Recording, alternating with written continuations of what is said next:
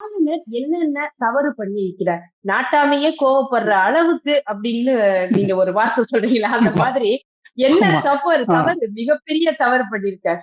ஒண்ணு வந்து அன்டியூலி long period of டைமுக்கு இதை பெண்டிங் வச்சிருக்காரு. நம்பர் 1. அடுத்தது scant respect shown by the governor to the decision of this court in Punjab case. எங்களுக்கு மரியாதையே கொடுக்கல அப்படின்னு சொல்லியிருக்காங்க. 2வது காரணம். 3வது காரணம், other extraneous considerations that appear to be writ large in discharge of his functions. இது ரொம்ப ரொம்ப முக்கியம்.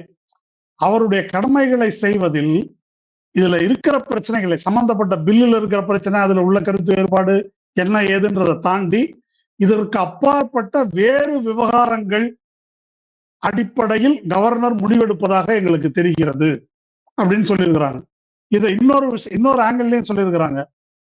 Governor should not give ephemeral political considerations. எஃபெமரல்னாக்கா தற்காலிக ஆதாயங்களை மனதில் வைத்து ஆளுநர் முடிவெடுக்க கூடாது. இதோட பச்சையா சொல்வதற்கு எதுவும் இல்லை. இந்த காரணங்களின் அடிப்படையில இது சட்ட ரீதியாக செல்லாது அப்படின்னு திருத்தமா சொல்லியிருக்காங்க. நான் எஸ்ட் அப்படின்னு சொல்லியிருக்கிறாங்க. அப்படின்னாக்கா லீகலி இன்வேலிட். இது ரொம்ப முக்கியமானதுங்க.